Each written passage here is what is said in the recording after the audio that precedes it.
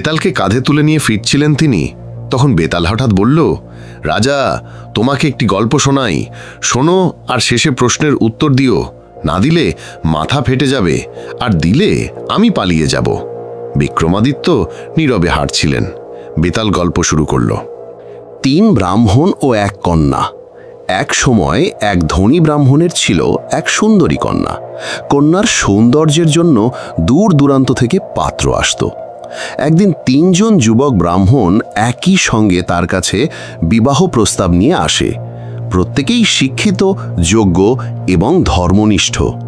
কন্যার পিতা 3 জনকেই সমান যোগ্য বলে মনে করলেন।